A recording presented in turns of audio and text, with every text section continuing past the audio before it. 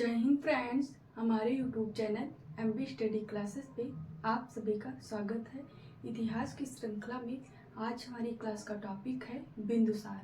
हमारी क्लास का जो टॉपिक चल रहा है वो मौर्य वंश चल रहा है। पिछली क्लास में हम लोगों ने चंद्रगुप्त मौर्य के बारे में पढ़ लिए थे, क्लास कर लिए थे। आज की क्लास का जो टॉपिक है वो मौर्य वंश का जो दूसरा शासक होता है वो होता है चंद्रगुप्त मौर्य का पुत्र बिंदुसार। तो आइए स्टार्ट करते हैं। आज की क्लास का जो टॉपिक है यह है बिंदुसार। बिंदुसार के शासनकाल की बात करें कि बिंदुसार का शासनकाल कब से कब तक रहता है, तो बिंदुसार का जो शासनकाल रहता है वो 298 BC से लेके 273 BC रहता है। बिफोर क्राइस्ट रहता है, ईसा पूर्व रहता है। 298 BC से लेके 273 BC तक जो शासन रहता है ये बिंदुसार का शासन रहता है मौर्य प्रशासन में। और बिंदुसार के बारे में हम लोग जानेंगे कि बिंदुसार का धर्म क्या था और बिंदुसार का साम्राज्य क्या था, बिंदुसार के टाइम पे क्या क्या हुआ, ये सब चीज़ें जानेंगे आज के क्लास में बिंदुसार के बारे में। अगर हम बात करें बिंदुसार के नामों की, तो नामों से क्वेश्चन बन जाते हैं कि क्योंकि बिंदुसार के साहित्यों में अलग अलग नाम दिए गए हैं, अलग अलग साहित्यों में अलग अलग नाम दिए गए हैं, जिनसे अधिकतर क्वेश्चन बन जाते हैं। अगर हम जैन ग्रंथों की बात करें, जैन साहित्य में जो बिंदुसार का नाम मिलता है वो नाम मिलता है सिंहसेन। सिंहसेन जो नाम मिलता है बिंदुसार का जैन साहित्य में वो मिलता है सिंहसेन। पूछा जाए कि सिंहसेन किसका नाम है, तो सिंहसेन जो नाम है ये बिंदुसार का नाम है। किन ग्रंथों में मिलता है, तो जैन साहित्यों में मिलता है। हम लोग जब पढ़े थे चंद्रगुप्त मौर्य को, तो चंद्रगुप्त मौर्य में राजबली कथा में जब पढ़े थे तो उसमें ये कहा गया था, विशाखाचार्य चंद्रगुप्त मौर्य के लिए कहा गया था, विशाखाचार्य ने सिंहसेन मतलब बिंदुसार के परिपक्ष में अपनी गद्दी त्याग कर श्रवणबेल गोला चले गए थे।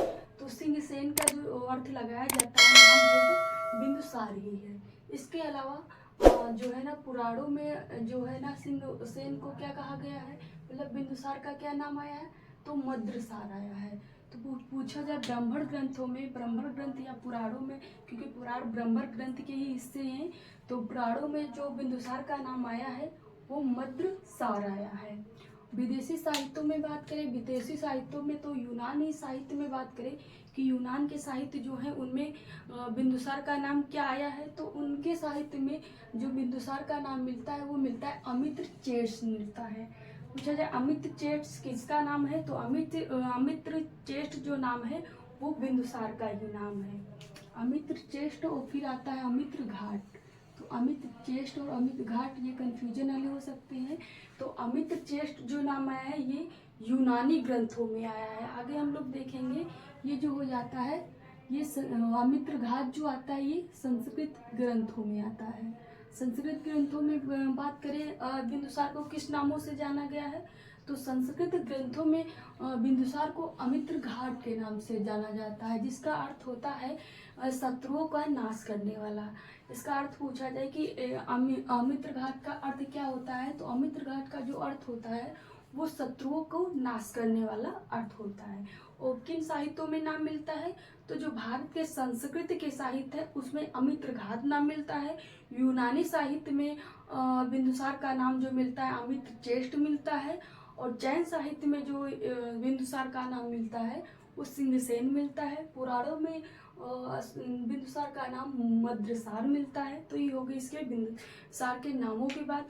और बिंदुसार ही नाम इसका क्यों पड़ा इसकी बात कर लेते हैं। तो बिंदुसार नाम क्यों पड़ा, बिंदुसार नाम इसका पढ़ने के पीछे एक कथानक प्रचलित है कि जैसे कि ये चंद्रगुप्त मौर्य की जो पत्नी थी हेलेना और चंद्रगुप्त मौर्य की दूसरी पत्नी थी दुर्धरा। तो दुर्धरा जो माता थी वो बिंदुसार की माता थी। तो जो सेल्यूकस निकेटर की जो पुत्री थी हेलेना से युद्ध में जो संधि हुई थी उसमें सेल्यूकस ने अपनी पुत्री का विवाह हेलेना का विवाह चंद्रगुप्त मौर्य से कर दिया था। तो हेलेना जो है ना वो दुर्धरा से, जो चंद्रगुप्त मौर्य की सेकंड पत्नी थी, उससे जलती थी। तो कहा जाता है ये गर्भावस्था में थी चंद्रगुप्त मौर्य की पत्नी दुर्धरा। तो उनको एक बार विष दे देती हैं। तो विष दे देती हैं तो उस अवस्था में वो मरने की अवस्था में आ जाती हैं। तो कहा जाता है कि जो चाणक्य थे वो वैद्य चिकित्सा में भी वो निपुण थे। तो इस वजह से उन्होंने जो है ना दुर्धरा का तब के समय पे जो आयुर्वेदिक तरीके से ऑपरेशन होता था, कृत्रिम तरीके से वैसा ऑपरेशन करके इनको बिंदुसार को इनके पेट से निकाल लिए थे दुर्धरा के। इनकी माता जो दुर्धरा थी और इनकी माता दुर्धरा डेथ कर गई थी। तो जब इनका जन्म हुआ तो इनके मत्थे पे एक बिंदी थी, बिंदु था, उसी के आधार पे इनका नाम बिंदुसार पड़ गया। तो ये बिंदुसार नाम पढ़ने का रीजन हो गया कि इनका नाम बिंदुसार क्यों पड़ा। अब बात कर लेते हैं इनके माता पिता की कि बिंदुसार के माता पिता कौन थे। माता पिता की बात करें तो इनकी माता का नाम हम लोग देखे हैं कि इनकी माता का नाम था दुर्धरा, और दूसरी जो माता थी हेलना, उन्होंने इनकी माता दुर्धरा को जहर दे दिया था, जिनसे ये कथानक प्रचलित मिलता है। इसके बाद पिता की बात करें तो पिता जो थे वो प्रथम भारत के सम्राट चंद्रगुप्त मौर्य थे। ये हो गई इनके माता पिता की बात। धर्म की बात करें कि चंद्रगुप्त मौर्य का धर्म कौन था, तो जैसे कि चंद्रगुप्त मौर्य के धर्म की बात करें तो ये पहले ब्राह्मण धर्म के माने जाते हैं। बाद में चंद्रगुप्त मौर्य ने लास्ट टाइम में जैन धर्म को ग्रहण कर लिया था भद्रबाहु के प्रभाव में आके। लेकिन यहाँ पे बिंदुसार के धर्म की बात करें तो बिंदुसार का धर्म दूसरा है। बिंदुसार के धर्म की बात करें कि बिंदुसार का धर्म क्या था, तो बिंदुसार जो है ना ये आजीवक संप्रदाय का था। आजीवक संप्रदाय के जो संस्थापक माने जाते हैं वो मुगल पुत्र गोसाल माने जाते हैं। और ये जो आजीवक संप्रदाय के ये प्रभाव में आते हैं, ये किसके प्रभाव में आ जाते हैं, तो ये आते हैं पिंगल वंश के प्रभाव में आते हैं। ये हैं पिंगल वंश, ये आजीवक संप्रदाय के प्रभाव में आ जाते हैं। देखो यहाँ पे राजा जो रहते थे सभी लोग को स्वतंत्र रहते थे, किसी भी धर्म को ग्रहण कर सकते थे। इनके पिता जो थे पहले ब्राह्मण धर्म के थे, बाद में चंद्रगुप्त मौर्य जैन धर्म को ग्रहण कर लिए। फिर इनके बेटे हुए बिंदुसार, वो आगे चल के देखेंगे कुछ साहित्य हैं जो कहते हैं इनको पहले ये ब्राह्मण धर्म के थे, बाद में जाके ये आजीवक संप्रदाय के हो जाते हैं। तो ये जो है ना पहले जो इनका धर्म माना जाता है ये आजीवक संप्रदाय के माने जाते हैं।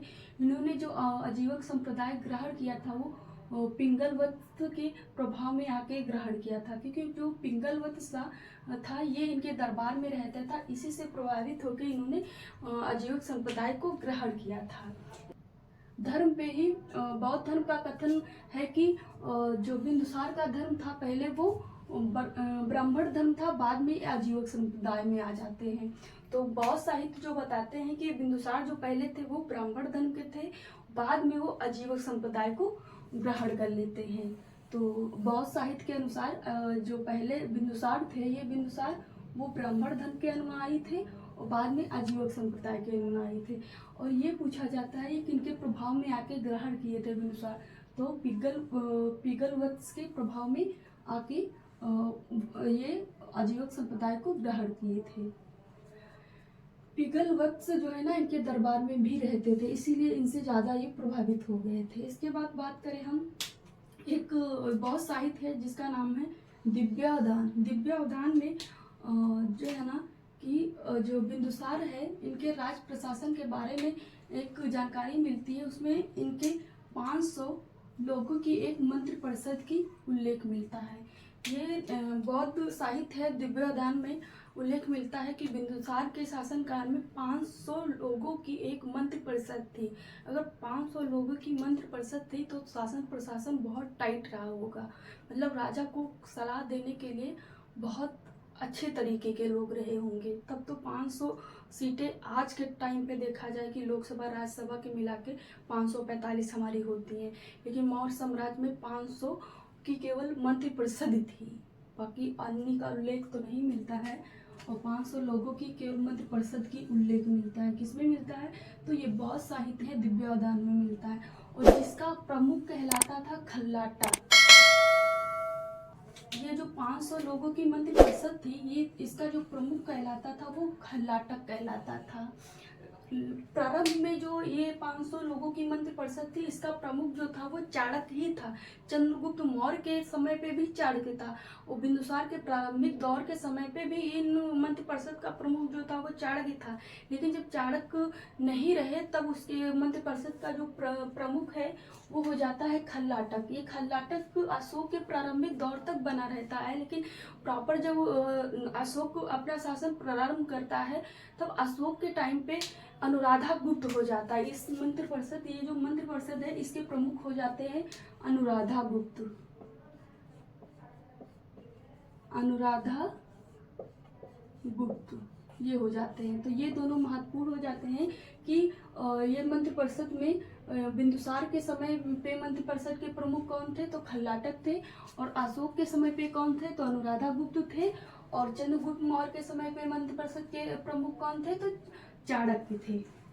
इसके बाद बात करें कि इनके समय पे 2 विद्रोह हुए थे तक्षशिला एरिया में। अगर हम भारत के मैप की बात करें कि भारत के मैप जहाँ तक चंद्रगुप्त मौर्य के साम्राज्य के विस्तार हो चुका था,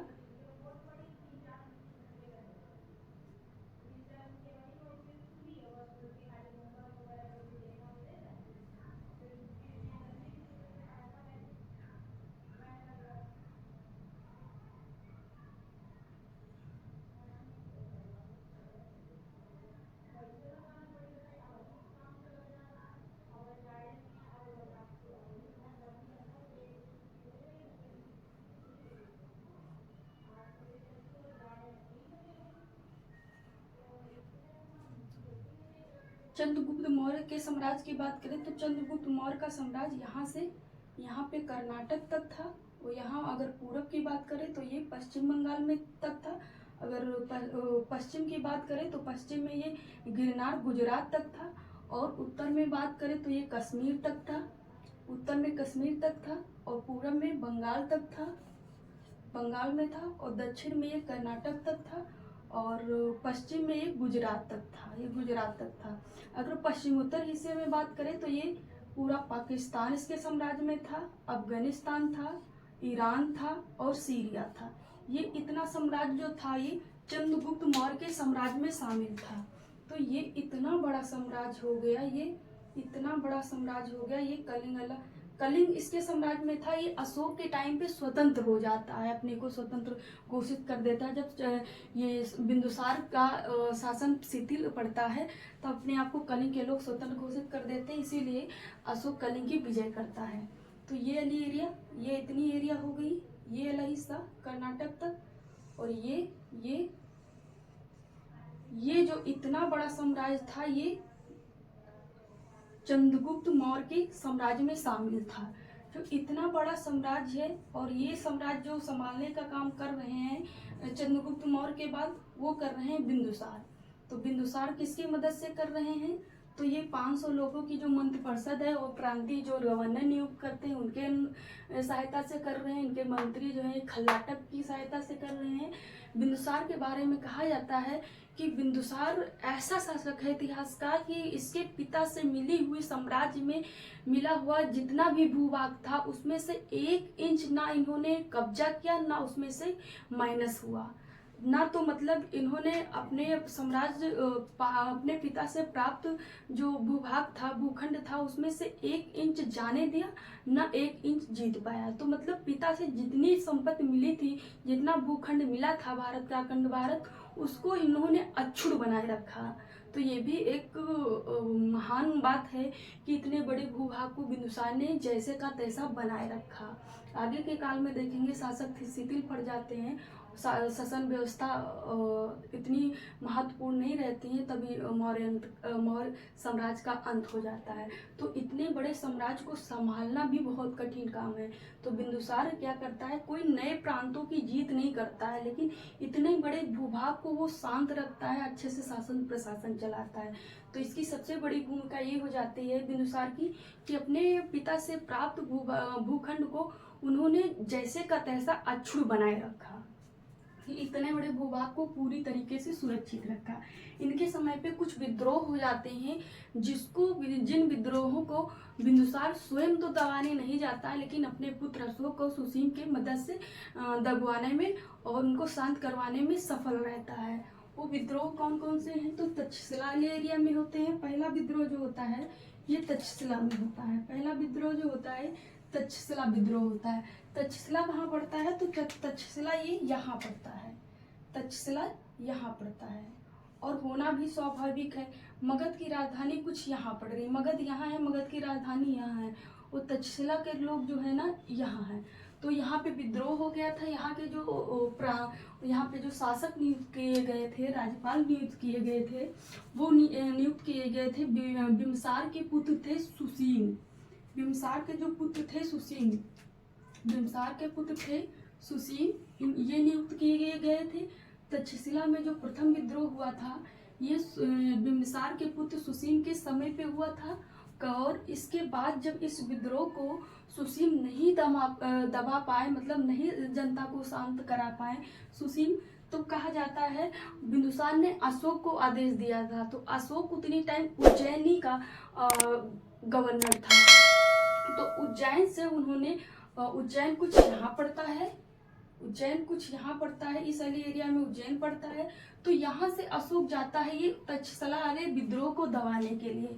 तो अगर उज्जैन पूछा जाए, जब वो तक्षशिला का विद्रोह दबाने के लिए अशोक जाता है तो वो कहाँ का प्रांतीय गवर्नर नियुक्त था? तो वो उज्जैन का था, उज्जैन का था। तो अशोक यहाँ के विद्रोह को दबाता है, शांत करवाता है प्रथम विद्रोह को। इसके बाद जैसे ही अशोक जाता है उसके बाद कुछ दिनों के बाद फिर विद्रोह हो जाता है। तो तक्षशिला का दूसरा विद्रोह होता है जिसे कहा जाता है तक्षशिला का द्वितीय विद्रोह। तक्षशिला के द्वितीय विद्रोह जो होता है ये भी इसके पुत्र बिंदुसार के पुत्र सुसीम के समय पे होता है। और इसमें यह विशेषता रहती है कि इतना निपुण हो जाता है सुसीम कि इस विद्रोह को सुसीम स्वयं दबा देता है। तो इस विद्रोह में अशोक की जो बुलाने की जरूरत नहीं पड़ती है, सुसीम स्वयं दबा देता है। केवल प्रथम विद्रोह को तक्षशिला के प्रथम विद्रोह को सुसीम दबाने में, शांत करने में असफल रहता है। इसलिए इसके पिता बिंदुसार आदेश देते हैं कि बेटा अशोक को आप जाइए तक्षशिला के विद्रोह को शांत कराइए। इसलिए अशोक जाते हैं और यहाँ के तक्षशिला के प्रथम विद्रोह को शांत कराते हैं और तक्षशिला के दूसरे विद्रोह को तो सुसीम स्वयं शांत करा लेता है। इसके बाद हो जाता है उज्जैन विद्रोह। उज्जैनी विद्रोह जो होता है, तो उज्जैन विद्रोह जो होता है, उज्जैन का जो प्रांतीय शासक होता है वो होता है स्वयं ये अशोक नियुक्त होता है। तो अशोक के टाइम पे ही हो जाता है उज्जैन में भी विद्रोह हो जाता है, क्योंकि जब अशोक इस क्षेत्र में चला जाता है तो ये सत्ता जो है ना, ये राज सिंहासन खाली हो जाता है तो लोग विद्रोह कर देते हैं। तो जब अशोक उधर क्षेत्र में चला जाता है तो यहाँ पे उज्जैन में विद्रोह हो जाता है। तो यहाँ के विद्रोह को स्वयं अशोक शांत करवा लेता है। तो अशोक इतना अपने शासन नीति में निपुण रहता है कि किसी की आवश्यकता नहीं पड़ती है, वो उज्जैन विद्रोह को स्वयं शांत करवा लेता है। इसके बाद और विद्रोह होते हैं, ये खस विद्रोह होता है, खस विद्रोह होता है और नेपाल विद्रोह होता है। ये खस विद्रोह का क्षेत्र नहीं क्लियर हो पाया है साहित्य के अनुसार, लेकिन नेपाल विद्रोह नेपाल में पड़ता है। इसको किसने दबाया? तो इसको अशोक ने दबाया था। तो जितने विद्रोह हुए हैं तो उसमें ज़्यादातर भूमिका नजर आ रही है कि बिंदुसार के पुत्र अशोक को जो वो विद्रोह हुए उनको दबाने में सफलता ज़्यादा मिली है। तो अशोक ने खस और नेपाल के विद्रोह को दबाया, स्वयं उज्जैनी के विद्रोह को दबाया, प्रथम जो तक्षशिला में विद्रोह हुआ उसको दबाया, और सुसीम ने तो खुद अपना सेकंड वाला विद्रोह अपने काल का दबाया था। बस इसके बाद बात करें जो है ना, ये बिंदुसार हैं, कुछ जो विदेशी शासक थे सीरिया के, उनसे कुछ 3 चीज़ें मांगे थे। वो कौन कौन सी चीज़ें थी ये मिलाने को पूछ लिया जाता है। तो सीरिया के शासक थे जिनका नाम है एंटियोकस। सीरिया के शासक हैं एंटियोकस। इनसे बिम्बिसार ने 3 सामान मांगा था। वो कौन कौन सी सामान है पूछा जाता है या फिर मिलाने को पूछ लेते हैं। तो पहली सामान है सूखी अंजीर, सूखी अंजीर खाने वाली होती हैं, और दूसरी ये अंगूर की मीठी शराब, और तीसरा मंगाए थे ये दार्शनिक। 3 सामान मंगाए थे। कौन कौन सी मंगाए थे? तो सूखी अंजीर मंगाए थे, मीठी मदिरा मंगाए थे, और दार्शनिक मंगाए थे। किससे मंगाए थे? तो ये सीरिया के शासक एंटियोकस से मंगाए थे। तो सीरिया कहाँ पड़ता है? सीरिया कुछ यहाँ पड़ता है। यहाँ के शासक से, यहाँ बिंदुसार बैठे हैं, यहाँ के शासक से मंगा रहे हैं 3 सामान। कौन कौन सी? तो मीठी शराब और सूखी अंजीर और दार्शनिक मंगाते हैं। तो एंटियोकस क्या करता है? सीरिया का शासक एंटियोकस क्या करता है कि इसमें से सूखी अंजीर भेज देता है और मीठी मदिरा भेज देता है, लेकिन दार्शनिक नहीं भेजता है। वो कहता है रिप्लाई में कि हमारे वहाँ दार्शनिक या विचारों का आदान प्रदान नहीं किया जाता है, किसी के विचार या साहित्य या दार्शनिक हमारे यहाँ नहीं बेचे जाते हैं। तो वो 2 चीज़ें भेज देता है, लेकिन दार्शनिक भेजने से इनकार कर देता है, मना कर देता है। इसके बाद बिंदुसार के दरबार में 2 राजदूत आते हैं। कौन से आते हैं पूछा जाता है। तो जो यूनानी राजदूत आते हैं और मिस्र का राजदूत आता है, देख लेते हैं। पहला राजदूत जो आता है वो यूनानी राजदूत आता है। वो कौन सा दूत है? तो यूनान का राजदूत है वो। इसका नाम क्या है? तो ये सीरिया के शासक एंटियोकस ने भेजा था। किसको भेजा था? तो ये यूनानी राजदूत है। और किसने भेजा था? तो सीरिया के शासक एंटियोकस ने भेजा था। किसको भेजा था? तो डाईमेकस को भेजा था। डाईमेकस से नाम पूछा जाता है कि बिंदुसार के शासन काल में कौन सा राजदूत आया था इसके समय पे। जैसे चंद्रगुप्त मौर्य के समय पे मेगस्थनीज आया था, और बिंदुसार के समय पे कौन आया था? तो बिंदुसार के समय पे डाईमेकस आया था। और डाईमेकस से किसका स्थान लेता है? तो ये मेगस्थनीज का स्थान लेता है। ये भी पूछा जाता है कि जो बिंदुसार के समय पे डाईमेकस आता है, ये किसके स्थान पे आता है, किसका स्थान लेता है? तो ये मेगस्थनीज का स्थान लेता है। और किसने भेजा था? तो ये यूनानी राजदूत, यूनानी राजा जो थे सीरिया के, ये यूनानी राजदूत था और सीरिया के राजा एंटियोकस ने भेजा था, डाईमेकस को भेजा था। इन्होंने किसकी जगह ली थी? तो इन्होंने मेगस्थनीज के स्थान लिया था। अब दूसरे जो राजदूत आते हैं वो है मिस्र के राजदूत। मिस्र के राजदूत का क्या नाम है? ये है दूसरे राजदूत, मिस्र के राजदूत। मिस्र के राजदूत को किसने भेजा था? तो मिस्र के राजदूत को टालमी सेकंड फिलाडेल्फस ने भेजा था। किसने भेजा था? तो टालमी सेकंड डेल्फस ने भेजा था। फिलाडेल्फस, ये इतना बड़ा नाम हो जाता है कि ये जो आते हैं ये कहाँ के हैं? तो ये मिस्र के हैं। और कौन से राजा ने भेजा था? तो ये टालमी सेकंड फिलाडेल्फस ने भेजा था। किसके दरबार में भेजा था? तो बिंदुसार के दरबार में भेजा था। और दूत कौन था? दूत का नाम क्या था? तो डायोनेसिस था। तो जो बिंदुसार के दरबार में 2 राजदूत आते हैं। पहला डाईमेकस आता है, दूसरा डायोनोसियस आता है। तो डायोनोसियस ये इम्पोर्टेंट हो जाता है कि इसको किसने भेजा था? तो टालमी सेकंड और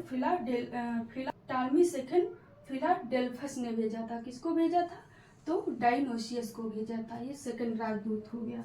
इसके बाद बात करें तो जब चंद्रगुप्त मौर्य के बेटे बिंदुसार जो थे, इनके जीवन का अंतिम समय आता है, तो इन्होंने अपने जीवन काल में ही अपना उत्तराधिकारी किसको नियुक्त कर गए थे?